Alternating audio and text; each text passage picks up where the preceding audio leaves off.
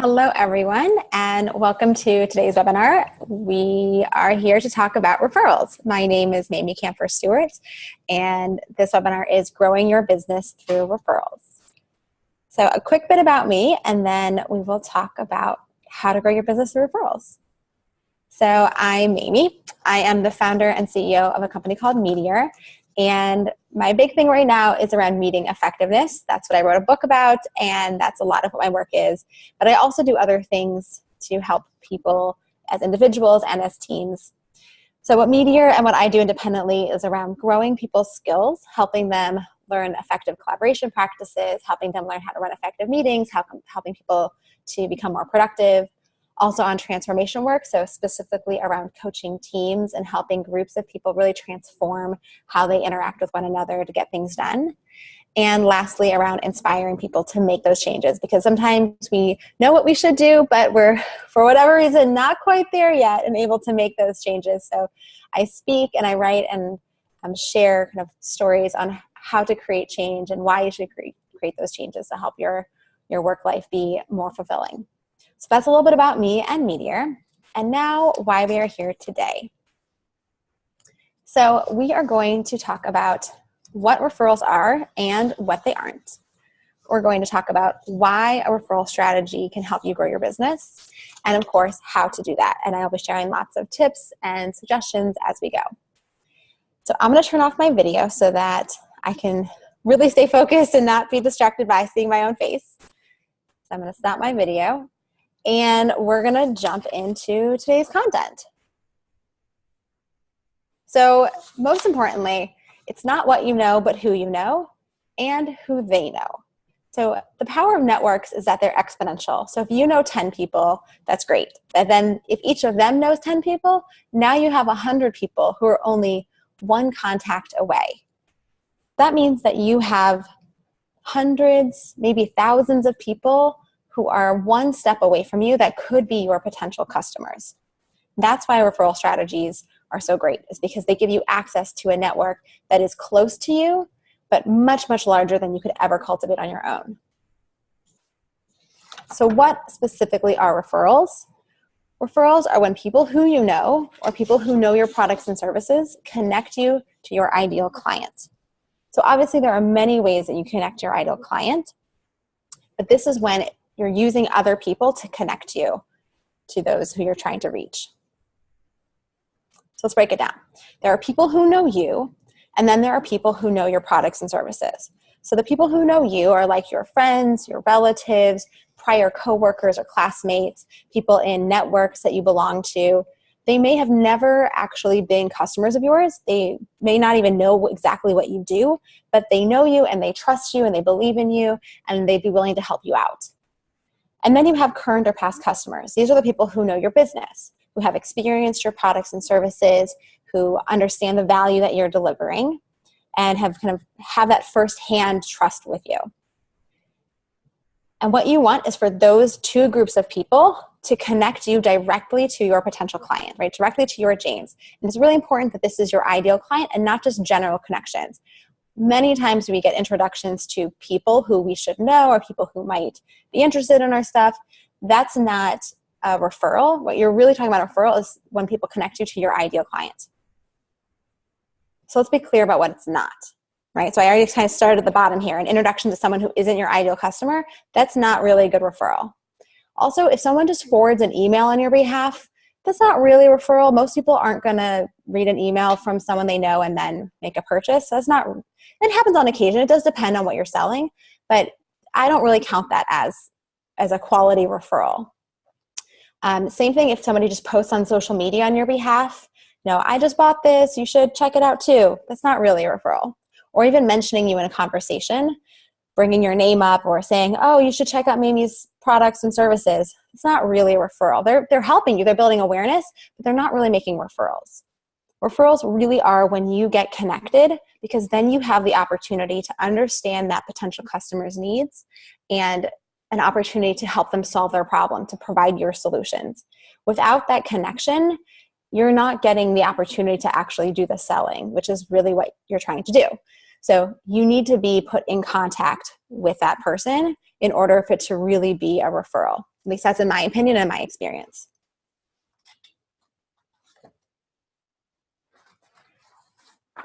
So, skipped a slide. So why are referrals so powerful? Referrals speed up the buying process by giving you a head start.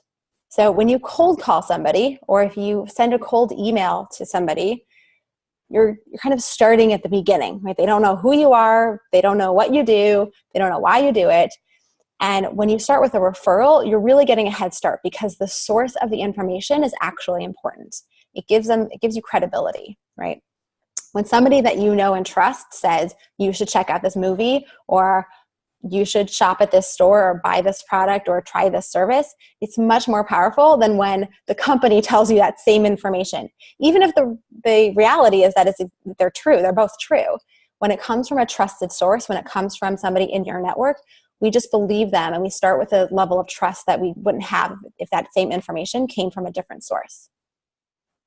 So if we look at the deciding process that people go through before they make a purchase, these are some of the stages, right? So first, they have to be aware and know that your product or service exists. They just have to know your business is there. Then they have to be informed and understand what you offer and what those benefits are. So it's not just enough to know, oh, Mamie and Meteor exist in the world. I've heard that name before. But to know what it is that Meteor does. What is it that we're offering? What kinds of services? And what are the benefits? Why would you want to work with us? Then that leads to some motivation. And this is the kind of general motivation or desire to purchase some solution. Not necessarily even our solution, but they've gotten to the point where they say, oh, this is something for me. This is something I'm interested in. Not just like, oh, it's nice to know that these things exist anymore, but now I've moved into a place of I'm interested in making a purchase. And now they have to have intent, right? There's usually some obstacles. Even if they're interested, they have to overcome some obstacles, like maybe it's price, maybe it's availability or accessibility. Maybe they're still just not sure about whether you're the right company, and they need to do a little bit more research to really do some comparing and understand what's the best value. There are lots of different kinds of obstacles that they have to overcome. And finally, when they get towards the end, they'll believe that your product or service is the best solution for them. And at that point, there's true trust where they are saying, I believe that it's worth this exchange of my money for your product or service. And that's when they make the purchase. So when you start with a referral, you're starting with a level of trust that didn't exist before. So that helps a ton because that final trusting phase can get shortened. Once they have intent and you've overcome some obstacles, the trusting phase gets really short because you already have that trust because it came from a trusted source from your referral. You also go faster because in that one referral, that initial email or that initial contact point, you're building awareness and you're helping them become more informed kind of all together. So when I get an email from someone who's saying, hey, I thought about you when I came across this product or service, they're now telling me what the product or service is, and they're telling me why they think I would be interested. What it is that this product and service does, what are the benefits. So they're jamming those things together and putting it all right in front of me, which will hopefully elicit some motivation or some desire for me to buy. So it's much easier because you get three things in that first contact. You get awareness, you get some understanding of the offerings, and you get a level of trust that you wouldn't have if it was a cold email that was going out. So people trust people they know. That's really what we're talking about. Now, it can be a little intimidating or, it can feel a little awkward or maybe risky to think about putting yourself out in front of your network. I know that was a big thing for me. I was very nervous about reaching out to people in my network, and I didn't want to come across as being salesy or kind of feeling like I'm using them as I'm trying to kind of grow my business.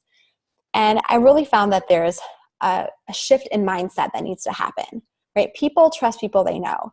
And instead of looking at it as, how can I use my network to get more customers? I looked at it in a different way. How can I serve my network by helping them help their friends, by helping them help people that they love and trust? And when I shifted my mindset from how can I use my network, like how can it be a resource to me, and instead how can I be a resource to them, it really made a difference. And the reality is when I did start reaching out to people and asking for referrals, the response was not that, oh my gosh, how can you even do that? Why did you reach out to me? Or that doesn't, I don't do that. It was actually the opposite. People were very excited. And some of the people I reached out to for referrals ended up becoming my customers, because it was really the first time where they were understanding what it was that I do in my work. And they were like, oh, this is great. I want to work with you too. So that was a wonderful side benefit. So think of yourself as a resource that you can be to your network and helping them provide value to their networks.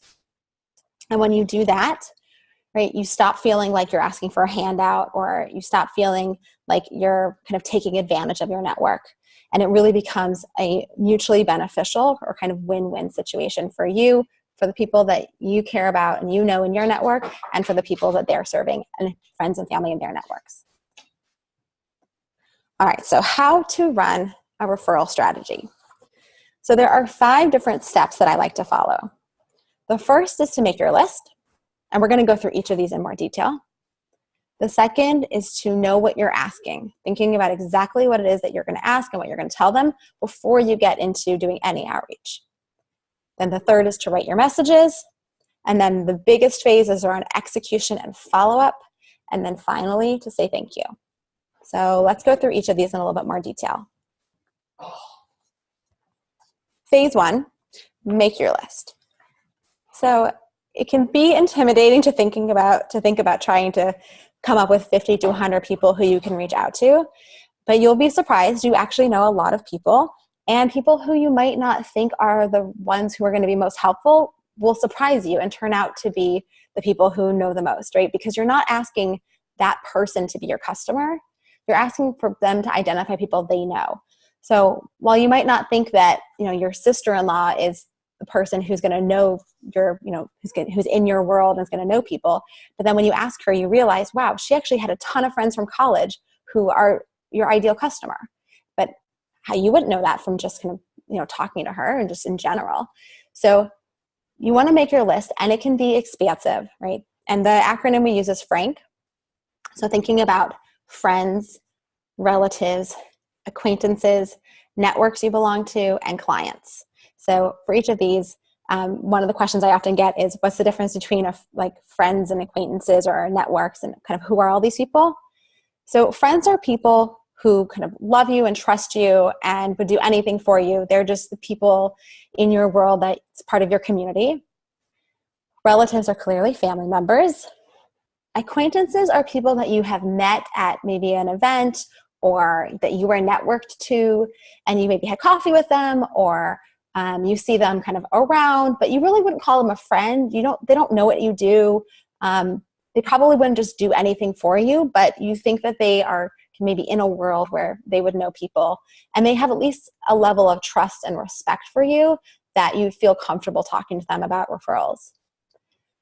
Networks are kind of groups of people, right? So it could be your alumni network from a university. It could be a business network that you were a part of.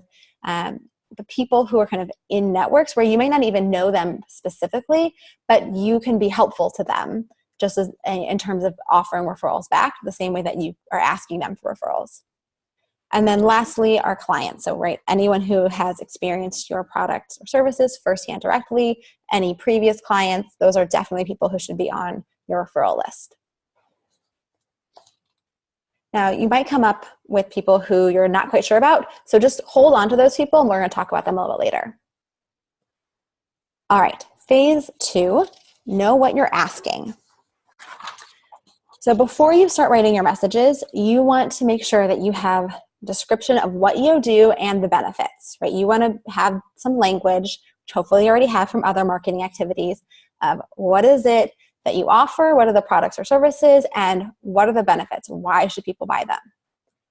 You also want to have written down your ideal client. You want to have those descriptions in a plain English so that you could share that with your mom or your cousin or your previous coworker, and they would understand and they would get that picture in their head of who your James is. You then want to explain what it is that you're asking them to do. So there are different ways to ask for referrals. So you want to know exactly what your ask is going to be. And then lastly, you want to provide them the information that they need in order to make that ask. So really making it easy for them So craft all of this language, and it can be kind of modular, or you can pull sentences from different other materials, but you want to kind of know these 4 different pieces before you start writing. I find it much easier to then craft the email if I have some of this language already pulled together. So then you get to phase 3, which is to actually write your messages. So 3 things to keep in mind as you're doing this. Number 1 is to think from their perspective, right? You're positioning yourself as I'm a resource to you for your network.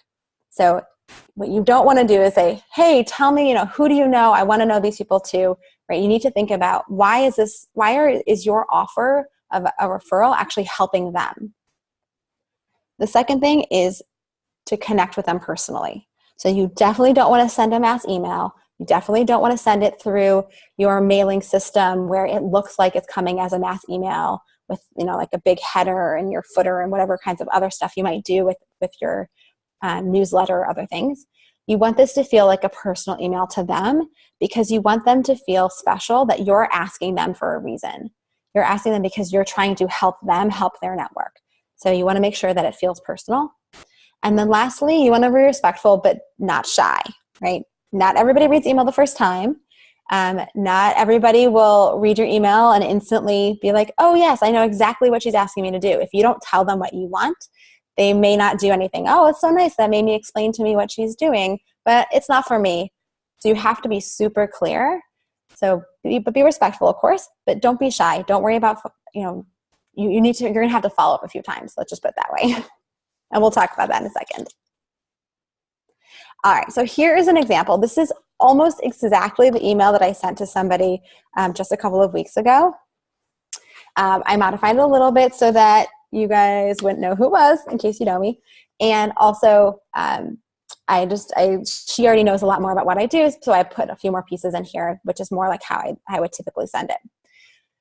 So we're going to walk through this email. So the introduction piece is the personal message. Hi, Tammy. My kids and I are looking forward to celebrating Maya's birthday this Sunday. And then why I'm asking them. On a totally different note, I'm reaching out because I'm expanding my coaching practice and thought you might know people who would benefit from management coaching. You may recall that I work with managers to help them. And now here's that description of my products, services, and benefits. I understand their managerial and leadership strengths and preferences and how to leverage them. Use approaches to work around weaknesses. Yes, we all have them and know they'll never go away. Strengthen relationships with their direct reports in order to better support them to do their best work, and implement strategies to support their ability to prioritize, delegate, plan, and achieve their goals. Right? So this is cut directly from my marketing materials where it's written slightly differently because it's usually written directly to managers. So I just modified it so that it's like in the third person. So I help managers to do these things rather than I can help you to do these things. And then at the bottom, I have this, I'm only taking on 2 new coaching clients, right? This is now who my ideal client is and a little sense of urgency. I'm telling her I'm only taking on 2. And I say, I'm looking for people who work in medium-sized organizations and who would be excited to grow their skills, right? That's part of my ideal client. I want people who are managers, which is obvious. And I want them from medium-sized organizations. And I only want people who are going to be excited about this. Like, I don't want to fight with managers who are terrible managers because we all know terrible managers.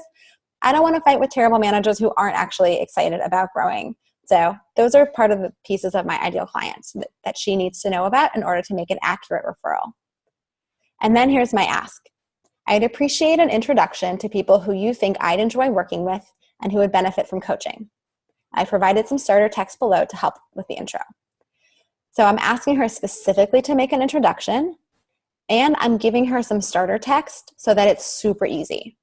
So that's the last part. Make it easy for them.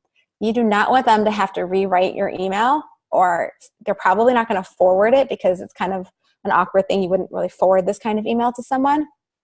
So you want to give them some starter text so they can literally cut and paste it, make a few changes if they need, and send it off. So here's what I gave her. My friend Mamie is a fantastic management coach, and when she reached out about taking on new clients, I immediately thought of you. You can learn more about Mamie and what she does, but I wanted to introduce you since she is a great source of advice. I'd leave it to the 2 of you to take it from here. So the idea here is that she can just take this and she can paste it into an email and send it to me and this other person, and we're instantly connected. I gave her a link so that where to learn more about Mamie, so that the other person can click there and see my whole coaching program. She can also look at it too if she's interested, if Tammy's interested, but she can clearly just send this piece off and the other person will have more information. And she says, I know I include for her here, why she's making the introduction. Some people will not be comfortable making an introduction without the other person's permission first, and some people will. So she's saying, I'm introducing you because she's a great source of advice. So even if this does not a good fit, like she's just a good source of advice, you should at least know each other. So that's my goal from this email, is to get that initial introduction. Now we're going to have a couple of other emails that are going to happen because of course people are going to get this. Some of them will be like, oh, I instantly thought of somebody, I'm sending this out, great. Other people will be like, oh, I'm going to think about it, and they probably won't write you back, and you just have to wait, and then you're going to send them your next email. So let's take a look at emails number 2 and 3. So number 2 is the kind of reminder email with a slightly softer ask, or maybe a slightly different ask.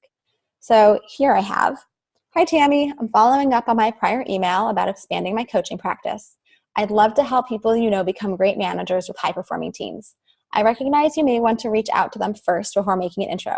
Would you mind sharing the info below with a few people? So this is going to be part of the email chain. So if she looks down the chain, she's going to see the rest of the information from my first email, right? So this isn't a totally brand new email. This is a follow-up. So hopefully if she missed the first email, or she's like, wait a second, what kind of managers is Mamie looking for? She can see all that info. But now I'm giving her a paragraph where she could, again, cut and paste it, but it's not asking for an introduction. It's just asking her to share this information out. So it says, my friend Mamie is a fantastic management coach, and when she reached out about taking on new clients, I immediately thought of you. You can learn more about Mamie and what she does, but I thought you might be open to a personal intro. Should I make the connection? So this is that permission email where she can now get the person's permission to make an introduction. So she's not, again, just sending this out to her network. You really want her to ultimately make a connection or make an introduction. Excuse me, voice is a little tickly. Okay, so hopefully she does that. And sometimes when people do this, they'll write back to you and they'll say, hey, I just forwarded to a few people. When that happens, definitely want to respond and say, great, thank you so much. I'll follow up with you in a couple of days to see what you hear back. You cannot let them saying I sent it out to a few people be the end of the line.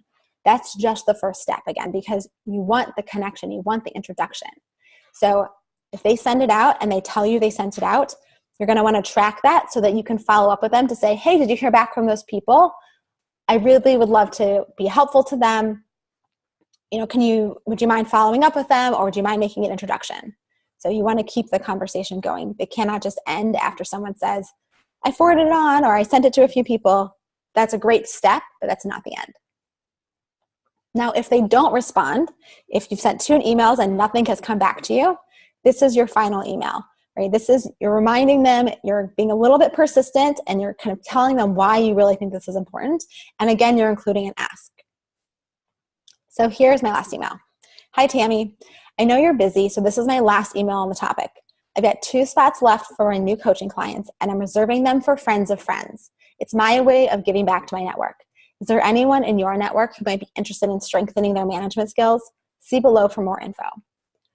So here, I'm just asking her to come up with a few people's names, right? And she doesn't even have to make an introduction yet. This is just don't you know anybody? You've got to know somebody. Isn't there anyone in your network? Let me know who those people are. And I've tried to make it a little bit different in that I'm giving her a sense of urgency. I've only got 2 spots left. And, at this point, maybe it's slightly different. Maybe I only have 1 spot left if I'm only taking on 2 clients. So you want to give her a sense of urgency. And I'm telling her kind of why is this important? Well, I'm reserving these spots for friends of friends, right? This is like a special offer. This is just for people that I know and for people that they know. And it's my way of giving back. Now, what you put here is really up to you, but you can try stating something in a little different angle. You can try including a sense of urgency, giving a different ask. Play around, and you might find that there are some messages that resonate more or less for different people that are in your network for referrals. Now, that being said, you might also need to have slightly different versions depending on who the people are that you're reaching out to, If you're reaching out to people who you know really well or people who know your services really well, slightly different than people who are more like acquaintances who don't know you so well. So you might need to have different versions of these for each of your different categories of people, but for the most part, the information is the same. Who are you, right? What do you do? What's the benefits? What is your ask? Who is your ideal client? So you've got your emails all written and you are ready to rock and roll. So you need to input your referrals into a tracking system. So it can feel really overwhelming if you have this list of 50 to 100 people that you now have to email multiple times. You've got the emails that you're scheduled to send. You then have them following up with you. There's kind of lots of moving pieces. You really don't want to be, looking not professional and having, slow response rates or falling through the cracks and losing potential clients. So it's really important to have a tracking system that you've set up that you can use to track all of this referral activity. We're going to talk about that a little bit more in a minute or two. So set up your tracking system and input the list of people who you are asking for referrals into that tracking system before you send anything else. Then you want to make sure that you're marking on your calendar or in the tracking system when you're going to send these emails and when you're going to send the follow-ups if you don't hear back. You can use an automated system to help you schedule them if you want, or just put in your calendar. And then you want to always be sure that you're responding to any incoming referrals. Anything that comes in, you definitely want to respond within 24 hours, especially if somebody makes an introduction. You want to be on top of that. And you could add that new person into your system so that you're tracking and making sure that you're following up with that person who is a potential client and not letting that kind of fall through the cracks in the midst of all of the moving pieces.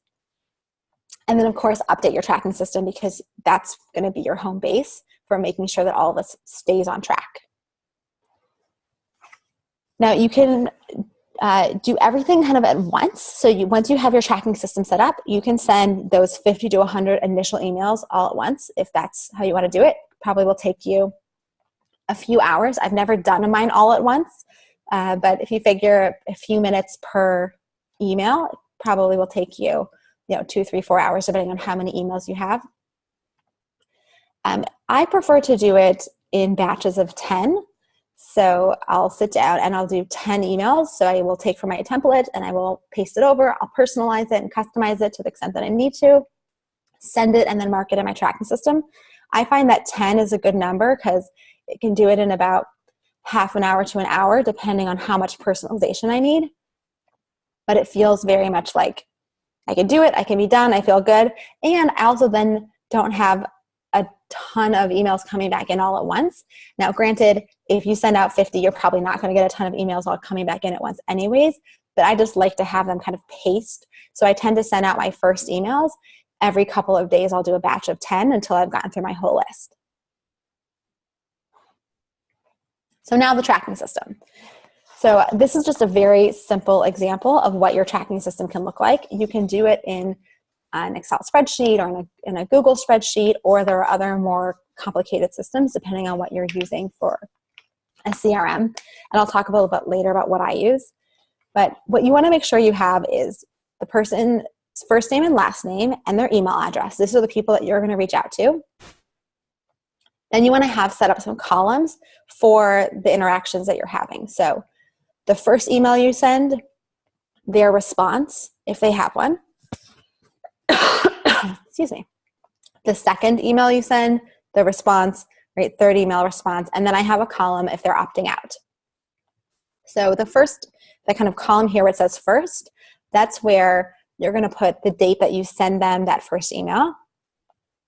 And then in the response is where you put any response that you get from them. So if they write back and say, great, I sent it to a few people, I would go in, or I do go in, and write into my tracking system, they sent it to a few people. I don't want to rely on email searches and having to go back into my email and check to see what was our last communication and what did they say they did. I find it too confusing when you're trying to juggle this many pieces. So instead, I put it into my tracking system. What did they say? Kind of what was the heart of the interaction that we had? And what did I tell them? So if I said, I'm going to respond in 3 days, or I'm going to follow up with you next week, I'll also note that here in the response column so that I can always see on one page where all of my different people are in my referral system and what were those last interactions that I had with them.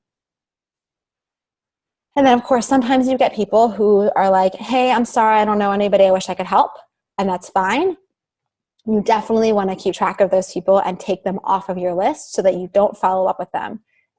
This is especially important if you're using an automated email system where it's scheduled to send them emails. You need to go back in and take that person out of the system. So you want to be sure to do that and not bombard them with some additional follow-up. And if you have a column in your spreadsheet, it's really easy because you can just mark an X and then you can sort by that or hide anyone who has that X in there. So then the last phase, after you've gotten all these emails out and you've gotten some introductions and hopefully you've gotten some referrals moved through the pipeline so that now you've got some new customers, you want to make sure you say thank you. Right? You want to say thank you to anyone who makes an introduction, regardless of whether their referral makes a purchase.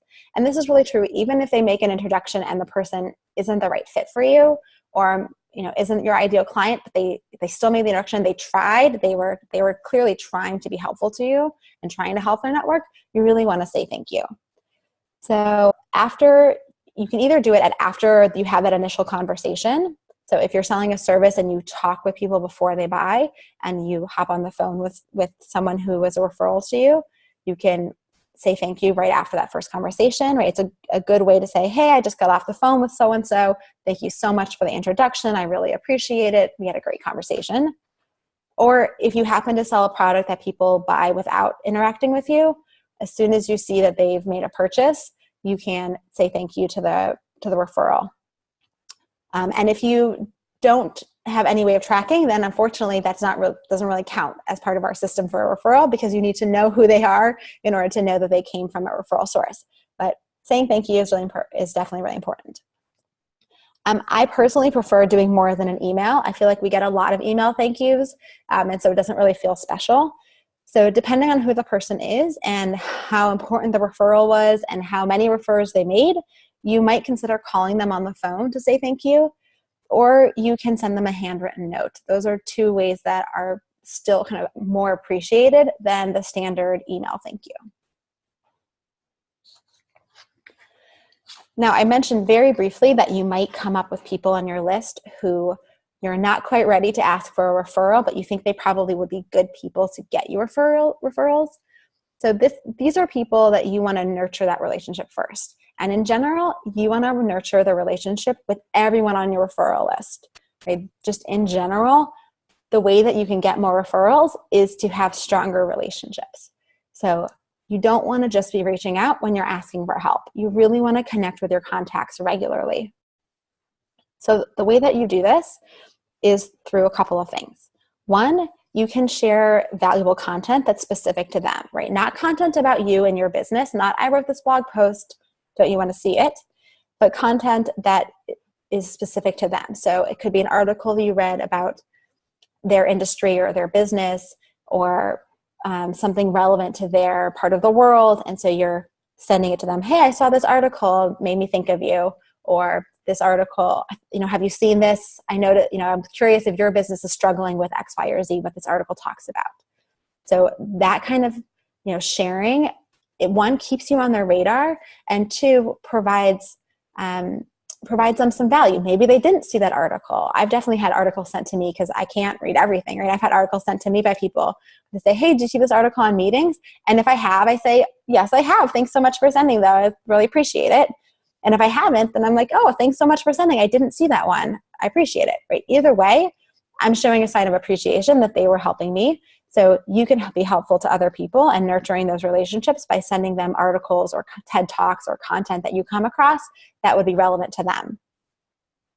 The second way to connect is to do on non-work topics.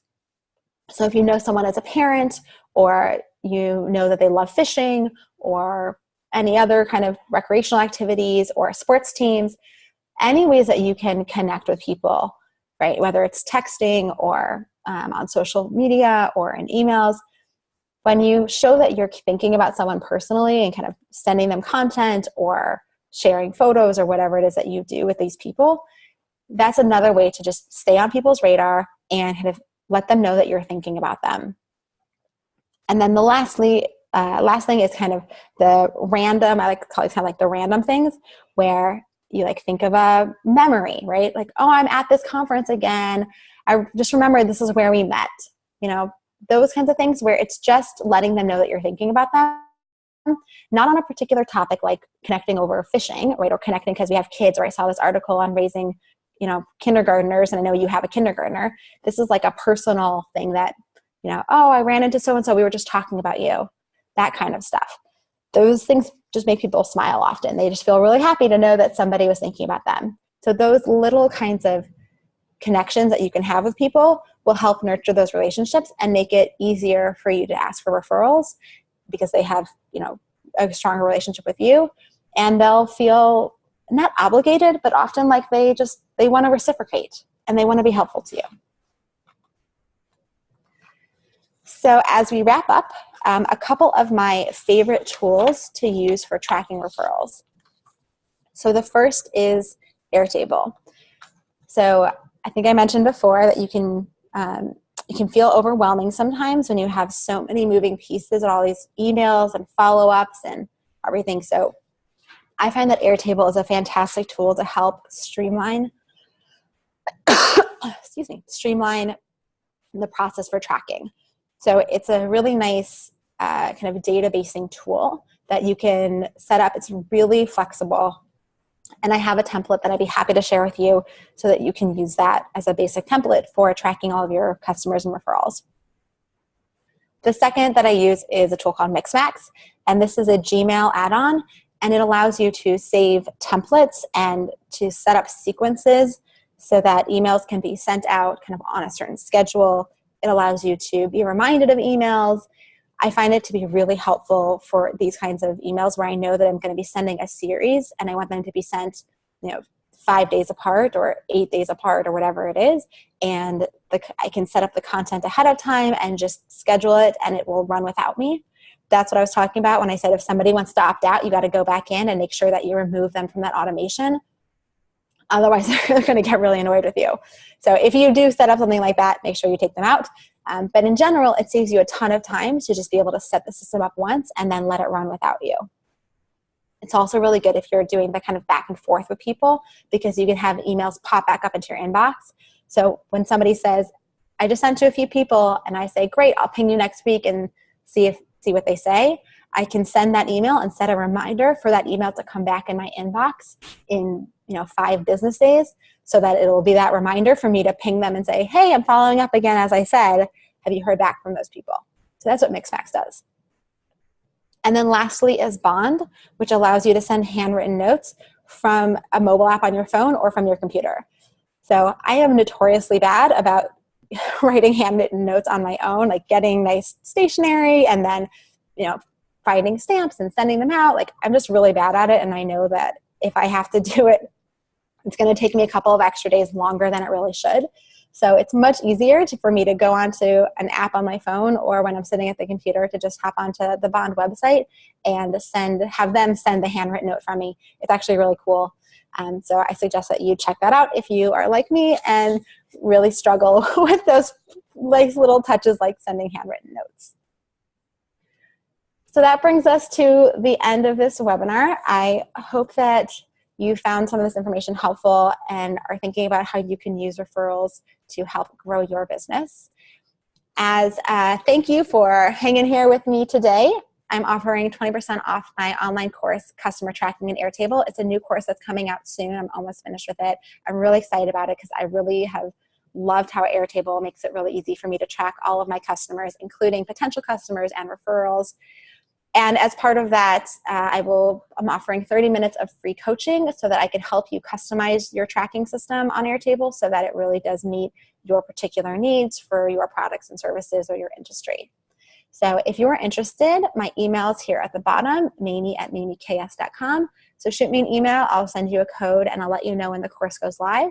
And I will also share the free template that I have on Airtable so that if you're ready to jump in and you're tech savvy and want to get going right away, you can grab that template and start using it and kick off your referral process.